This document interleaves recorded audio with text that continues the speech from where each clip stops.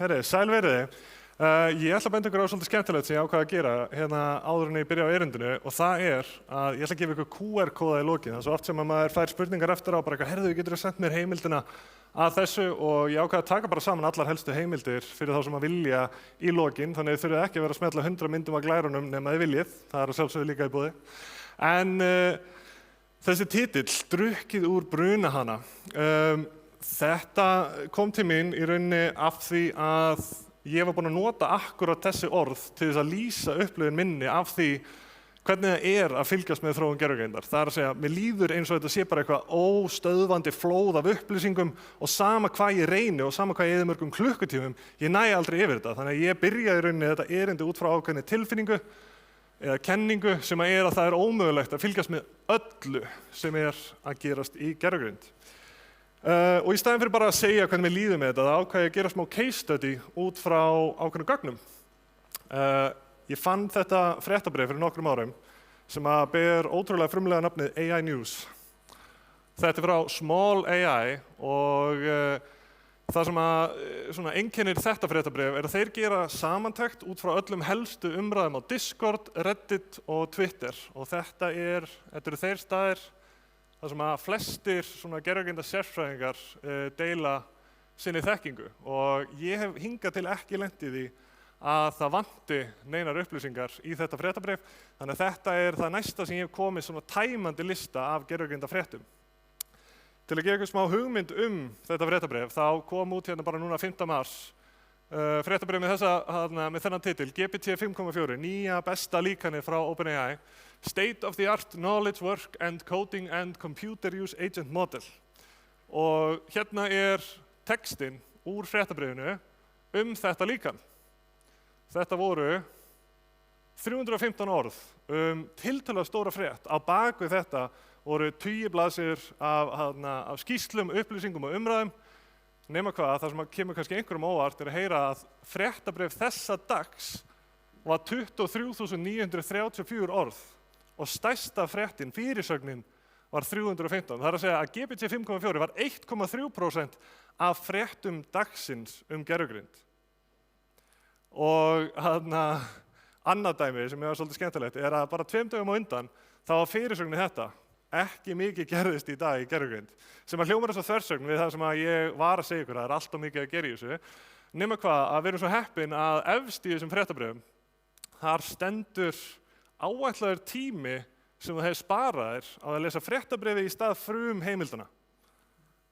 1137 mínútur, ég skellt inn í Google, 19 klukkutímar á rólegum degi. Það sem að var ekki eins og þess virði að gefa í fyrirsögn. En hvað með fréttabréfið sjálft frá rólegum degi? Það hlýtur að vera frekar stutt. Ég kannaði málið 23.500 orð á rólegum degi og það bara að lesa samantekt frá eiginlega fréttalausum degi hefði tekið mig 2 klukkutíma. Samantekt af basically engu. Mjög óraunhæft fyrir flesta að fylgjast með öllu sem í gangi í gervigreind þegar þetta staðan. En ok, við erum það búin að útiloka það. Það ekki raunhæft að fylgjast með öllu sem að gerast í gervigreind. En þá kemur næsta spurningin sem ok, hvað þá raunhæft að skoða? Hverju raunhæft að fylgjast með? Raunhæft að fylgjast með öllum líkönum sem kom út? Af því að við sáum þannig að GPT 5.4 var 1,3% af fréttunum. Og ef það koma bara út nokkuð líkön, þá 300 og eitthvað orð per líkan, það var alveg hljóma nokkuð raunhæft. En til þess að svara þessari spurningu, þá þarf ég fyrst að svara spurningunni hversu oft koma út ný líkön. Og málið að það engin tæmandi listi á netinu fyrir útgáfu allra líkana. Þetta út allt. Það eru listar kannski fyrir OpenAI og listar fyrir hitt og þetta fyrirtæki, en engin heill listi, þannig að augljóslega fyrir þetta erindi var ég að búa til þennan lista sjálfur. Ég notaði allar gömlu útgáfurnar af þessu fréttabréfi, kemur út cirka 1 fréttabréf á hverjum virkum degi. Þetta voru 592 útgáfur eða 14 milljón orð. Ef ég hefði ætlað að lesa sjálfur í gegnum þetta og hefði lesið samfellt á meðal lesraða, það hefði þetta tekið 1200 klukkstundir og sjálfsögðu las ég í gegnum þetta allt saman. Nei, það ekki það sem ég gerði, sem betur fer eru til frábær tól í dag sem ég get notað, en til þess að greina gögnin þá þarf ég fyrst að gera þau aðgengilegri. Maður greinir yfirleitt töflur, maður greinir eitthvað sem maður er búinn að kreista út, en ég er með rosalega mikið að texta, þannig að í rauninni var markmiðið að breyta hrágögnunum sem voru fullt af fréttabréfum yfir í eitthvað mælaborð útgáfu líkana. Og til þess að gera þetta, þá bjó ég til 2 tól. Ég bjó til eitt tól sem ég kalla þannig Small News Analyzer til þess að sækja upplýsingar úr öllum útgáfum fréttabréfsins og búa til gagnagrunn, og svo annað tól til þess að í rauninni birta gögnin, mælaborð. Ég notaði fyrir þetta Replit, sem er æðislegt tól fyrir þá sem hafa ekki prófað, sem að leyfa manni að búa til ótrúlega flottar lausnir án þess að nota neina forritun. Ég er hugbúnaðarverkfræðingur sjálfur, en þetta sparar mér svo gífurlega mikinn tíma að það þýðir eiginlega að forrita eins og maður gerði í gamla daga. En kíkjum aðeins á fyrsta tóli hérna, Small News Analyzer. Ég í rauninni skrifa eina kvaðningu sem leiðbeinir líkanu hvað á að gera við fréttabréfið. Ég segi við það hérna, þér mun vera gefið 1 fréttabréf frá þessum miðli, taktu bara út útgáfu event og svo bið ég um ákveðna breytur og svo bið ég um framsetningu að hátt sem gerir mig kleift að breyta sig yfir í gagnagrunn. Síðan vel ég líkan og ég ger eitthvað svona ákveðna stillingar, og á meðan þetta vinnur þá get ég fylgst með hver reytur hérna táknar eina útgáfu af fréttabréfinu. Og eins og ég segi, 14 milljón orð og að keyra í gegn öll þessi fréttabréf kostaði mig eitthvað svona 30.000 krónur af tokens. En ég fekk út úr þessu geggjuð gögn sem að hvergi annar staðar var hægt að finna á netinu. En ef við tökum sem dæmi hérna, einn dagur, núna 17. mars síðastliðinn, að þá út frá þeim degi komu hérna 3 færslur í þessa töflu. Þá sjáum við GPT 5.4 Mini og Nano, við sjáum Mamba 3 og Holotron 12B sem allir þekkja mjög vel, eða ekki? Ég hef aldrei heyrt þessi líkun. Og svo er einhver svona upplýsingar þetta, eins og frá hvaða fyrirtæki þetta er, og að þetta sé líkan, og að þetta sé tilkynning og einhverju svona breytur. Svo sjáum við að þetta er text og image, text og code, og svona alls konar upplýsingar sem er búið að taka úr fréttabréfinu og setja þarna í gagnagrunn. Síðan púsla ég öllum þessum færslum saman í gagnagrunn sem ég get svo greint til þess að svara nokkrum einföldum spurningum. Og fyrsta spurningin var einmitt hversu oft koma út ný líkön, og þar sem ég komst að á cirka 2,5 ári sem þessi gögn á yfir, komu út 2867 líkön, sem eru 115 líkön á mánuði eða 3,4 líkön á dag. Mér finnst ekki raunhæft að ætla að fylgjast með öllu þessu sem er í gangi. Þegar jú, maður gæti valið ákveðinn dag og fylgst með því, en svo er staðreynd að hverju líkani fylgja oft marga blaðsíður, tugi eða jafnvel alltaf, ég sé alltaf 200 blaðsíðna skýrslu fylgja hverju líkani til þess að skilja almennilega hvað er að bakvið það og svona, og það er náttúrulega, það er ómögulegt að ætla að ná yfir allt þetta efni. Þannig að þó að við sem búin að þrengja þetta bara í útgáfur líkana, að þá er ekki raunhæft að fylgjast með því, og þá hugsa ég hverju er raunhæft að fylgjast með. En ef við síum út allt nema topp 10 fyrirtækin og teljum bara mállíkön, þannig ekki myndsköpunarlíkön, ekki myndband og ekki hljóð, bara mállíkön eins og ChatGPT. Og þegar ég tala um topp 10 þá er ég að tala um þetta sem að flestir þekkja, Google, OpenAI, Anthropic, xAI, Alibaba, DeepSeek, Meta, Mistral, Perplexity. Þetta eru svona þau fyrirtæki sem hafa gefið út hvað flest líkön undanfarin 2 ár, og þau voru þess vegna ofarlega hjá mér. Samt 383 líkön frá bara topp 10 fyrirtækjunum. Þannig að við erum komin niður í 3,1 líkan á viku, sem að byrjar að vera nokkur raunhæft að fylgjast með ef maður hefur áhuga á metnað fyrir þessu. Þannig að svona til þess að taka saman allavega þessa stuttu greiningu hérna, þá spyr maður sig, ok, er raunhæft að vita allt sem er í gangi í gervigreind? Ekki séns, er svarið mitt við því. Við sjáum hérna að öllum gervigreindafréttum að það er útgáfa líkana svona gróflega áætlað 6,2%, og þá er næsta spurning, er raunhæft að fylgjast með öllum líkönum sem kom út, sem er þetta 6,2% hana? Ekki séns heldur. Og þá ef við tökum bara stærstu fyrirtækin hérna og zoom inn á það, er raunhæft að fylgjast með mállíkönum frá 10 stærstu tæknirísunum, mögulega ef þú hefur metnað fyrir því, er í rauninni svarið mitt. Ég svona næ allavega að fylgjast með þessu og svona aðeins af hinu og næ ágætri yfirsýn, en þetta er ekki raunhæft fyrir langflesta sem eru ekki bara að pæla í gervigreind. Þetta þessi brunahani sem ég að tala að við erum búin að skera þarna niður í minna en 1% af heildarfréttunum og samt þarfst að hafa metnað fyrir því ef þú ætlar að ná utan þetta efni. En ég ætla ekki að skilja ykkur eftir alveg ráðalaus hérna og einhverju vonleysu stöðu að gefast upp á því að fylgjast með gervigreind. Heldur ætla ég að gefa ykkur nokkur ráð til þess að skilja betur hvernig ég allavega sjálfur fylgjast með gervigreind. Alveg eins og við sáum, við þurfum að sía rosalega mikið til þess að það sé raunhæft að fylgjast með einhverju mengi gagnanna. Ég nota mælikvarða sem síur og málið að þegar gervigreindir bornar saman, þá alltaf notað mismunandi mælikvarða. Sumir góðir, sumir lélegir, en mælikvarðar eru svolítið flóknir, þannig að ég ætla að benda ykkur á 2 bestu mælikvarðana sem ég veit og þetta líka í lokin í heimildunum ef þið viljið kynna ykkur það. Það Epoch Capabilities Index. Þetta mælikvarði sem geggjaður til að bera saman 2 líkön. Ef þið viljið vita, hvað besta líkanið, þá þetta geggjaður mælikvarði fyrir það. Hann samsettur úr 47 öðrum mælikvarðum og í rauninni svolítið heildar frammistaða líkana og þeir eru alltaf að bæta við nýjum mælikvarðum að því að hver og einn undir mælikvarði verður úreldur eftir einhvern tíma. Þetta eins og ef allir nemendur í bekknum ykkar væru að fá 10 á prófi, hvernig ætlið að segja hver klárast í nemendinni eða hver stendur sig best í þessu fagi? Og það sama gerist með gervigreindina, að öll þessi próf verða á endanum úreld þegar alla gervigreindinar eru farnar að fá 10 á öllum prófum. Svo hérna Meter, annað fyrirtæki sem með mælikvarða sem heitir Task Completion Time Horizon. Þetta ekki eins gott til þess að bera saman 2 og 2 líkön, en þetta geggjaður mælikvarði til þess að sjá heildarþróun gervigreindar seinustu 7 ár. Af því að flesti mælikvarðar eru gagnlegir í 1 til 2 ár. Frá því að gervigreindin byrja aðeins að kunna þetta og þar til hún orðið betri en við að fær 10 á prófinu, að það yfirleitt 1 til 2 ára gluggi og það sem gagnlegt en gagnslaust út fyrir það. Þessi búin að vera gagnlegur í yfir 7 ár og heldur áfram að vera mjög góður til þess að sjá heildartrendið í aukningu á gáfum. En svo, ef þið viljið fara meira á dýptina og viljið skilja aðeins betur í hverju mismunandi líkön eru klár, þá getið þið kíkt á eitthvað eins og LM Council Benchmarks, þar sem að það 18 vel valin próf eða mælikvarðar sem að þið getið séð og þá getið þið séð að á vissum mælikvörðum ákveðið líkan kannski í fyrsta sæti og á öðrum mælikvörðum annar líkan í fyrsta sæti.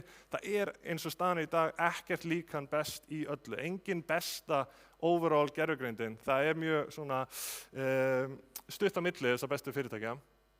En til þess að gefa ykkur hugmynd hvernig þetta gagnast mér, þá til dæmis núna 27. janúar kom út líkanið Kimi K 2.5 og í gervigreindaheiminum, ég veit ekki hvort þetta hafi náð til ykkar, en í gervigreindaheiminum þá var þetta risastórt, það var allir að tala þetta besta kínverska líkanið og þetta besta open source líkanið og ég bara, ok, vá, þarf ég að fara að kynna mér þetta og pæla í þessu. Svo kíkti ég á Epoch mælikvarðan og við sjáum að Kimi K 2.5 að standa sig álíka vel og OpenAI fyrir 9 mánuðum síðan. Þannig ég veit strax, ok, þetta ekki að fara að breyta miklu fyrir mig, nema ég ætla að fara að vera með open source líkanið að hætta að treysta Bandaríkjunum, en bara geggja fyrir Kína og geggja fyrir open source, en þetta var ekki nógu góð frammistaða á mælikvörðum til þess að skipta mig persónulega máli. Þetta þannig hvernig ég nota þessa síðu. Og svo nokkuð gára hérna líka að fylgja rétta fólkinu á samfélagsmiðlum. Ég hef brennt mig á því stundum að fylgja ákveðnum aðilum sem annarkvort pósta bara of oft eða of miklu noise með hvað verðmætar upplýsingar. Þannig ég hef mjög oft verið að sía út fólk sem að pósta of miklu rusli og reyna að vanda þær heimildir sem ég hlusta á. En svo líka erfitt fyrir marga að vita hverjum get ég treyst, hver veit actually hvað hann að tala. Þannig ég tók saman pínu lista fyrir ykkur af fólki sem að ég treysti og sem ég veit fyrir víst að vita hvað að tala. Og það eru hérna meðal annars Ethan Mollick. Hann prófessor í Wharton háskóla í Bandaríkjunum og AI researcher og hann rosalega duglegur að pósta skoðunum og upplýsingum á til dæmis X sem var Twitter og ég eiginlega aldrei ósammála því sem hann að segja. Hann með rosalega góðar og vandaðar skoðanir. Svo guilty pleasure hjá mér Dylan Patel. Þetta skemmtileg gæi og jafnaldri minn úr Kísildalnum sem forstjóri fyrirtækisins Semi-Analysis sem að gera góða hluti þessa dagana, en hann yfirleitt fyrstur með AI slúður hálfgert. Það hvað í gangi hjá fyrirtækjunum og af hverju þessu fyrirtæki að ganga illa. Það út af því að þessi gæi hætti að vinna þarna og þá núna teymið í óreiðu og þetta insight upplýsingar í fyrirtækin. Ég mjög gaman að því. Svo Andrej Karpathy, það bara ein af stærstu röddunum í gervigreind í dag, meðstofnandi OpenAI og fyrrum leiðtogi í gervigreind hjá Tesla, risastórt nafn. og það hægt að treysta því sem hann segir, en þetta meira svona fyrir nörda. Og svo, smá svona sem að ég gaman að, þó að þetta hérna nafn láta að hljóma eins og þetta sé fyrir algjöra byrjendur, AI Explained, að þá þessi gæir ekkert rosalega duglegur að pósta. Hann pósta kannski svona 2 vikna fresti á YouTube, en allt sem hann gefur frá sér eitthvað sem ég vil horfa á, því að hann fer alltaf og kafar mun dýpra heldur en bara fyrirsagnirnar og hefur alltaf ykkur að bæta við hlutina, meðan mjög margir aðrir á samfélagsmiðlum eru bara að endurtaka það sem þeir sjá í fréttunum og í fyrirsögnunum og að reyna að hæpa þau upp. Þannig að þetta eru svona nokkri aðilar sem vita hvað þeir eru að tala og eins og ég segi, allir þessi verða í heimildunum í lokin. Og svo fyrir þá sem að vilja hlusta á hlaðvörp gervigreind og fylgjast betur með þannig, að þá hægt að finna ótrúlega mörg góð viðtöl hjá honum Lex Fridman, nema hann ekki bara að tala gervigreind, en hann fær oft til sín rosalega fróða einstaklinga í gervigreind. Þetta oft mjög löng, alveg ég hef séð alltaf 5 klukkutíma viðtöl sem algjört overkill, þú ert að skipta því bara yfir eitthvað 2 vikur, en ótrúlega góð oft og hann mjög fróður sjálfur tæknina. Dwarkesh podcastið frekar svona nýlegt miðað við eins og Lex Fridman og hann búinn að vera að fá suma stærstu nöfnunum í gervigreindarheiminum í heimsókn til sín, líka frekar löng og tæknileg viðtöl og svo síðast en alls ekki síst að þetta mæli ég með okkar hlaðvarpi sem heitir ótrúlega frumlegu nafni gervigreind, sem bara gervigreind. Við tölum svona alls konar fréttir og alls konar viðfangsefni. Sumt svona þegar leyfum við okkur að detta í nördaskapinn og vera með tæknilega hluti, en aðalega hugsa fyrir almenning. En svo hérna mikilvægasta glæran sem ég lofaði ykkur upphæði. Þið megið endilega, ef þið hafið áhuga á því að kynna ykkur svo litið betur, þá megið smella mynd hérna þessum QR-kóða og það fer með ykkur á sérstaka vefsíðu sem í rauninni vísar í allar helstu heimildirnar úr þessu erindi. En meira var það ekki frá mér, þannig ég segi bara takk fyrir mig.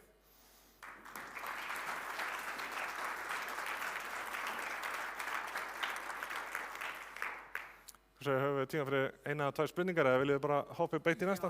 Já, við höfum tíma fyrir spurningar. Ég ekki að fólk brenni af áhuga fyrir að spyrja Sverri. Hver með fyrstu spurninguna? Hæ. Ég á námskeiði og ég ánægð með þetta og ég var á Já, hvað segir, þú varst á námskeiði hjá okkur og varst svo á fyrirlestri, svona fyrir þá sem heyrðu það ekki, fyrirlestri í gær. Já, halló. Ég var á fyrirlestri í gær hjá Dokkunni gervigreind og þá var hann að tala að Claude væri orðinn miklu betri heldur en ChatGPT 5.4 og mér var svolítið áhugavert þegar ég sá þau bera saman að þá var Claude alveg töluvert fyrir neðan chat og ég bara velta fyrir mér hvað þessi mælikvarði, hvað var það, Epoch eða eitthvað svoleiðis, hvaðan að mæla sem gerir það verkum að chat svona mikið hærri? Ok, já, það heyrist í mér aftur. En hvaða gervigreind besta gervigreindin? Rosalega margir með svona ólíka skoðanir þessu hluti. Þú veist, það auðvelt að sjá, samkvæmt mælingum hjá miðein til dæmis, að íslenskan langbest hjá Google. Og Google að skora hæsta ótrúlega mörgum mælikvarðum. Og svo það ekki sama hvaða 2 líkön þú ert að bera saman að því að ChatGPT með mörg líkön og svona. Claude þarna á toppinum líka og málið að það munar það litlu á milli þeirra svona fyrir heildarskorið þeirra að þau eru öll best í einhverju einu. Og svo þetta oft bara spurningu skoðun. Ég til dæmis fíla miklu betur persónuleika Claude líkansins heldur en ChatGPT, miklu minna smjaður og miklu svona raunverulegri einhvern veginn persónuleiki. Þannig að þú veist, það einhvern veginn ekki hægt að alhæfa hvað best, mjög skipta skoðanir, en Claude klárlega þarna á toppinum og á marga vegu get ég alveg tekið undir að þeir séu bestir.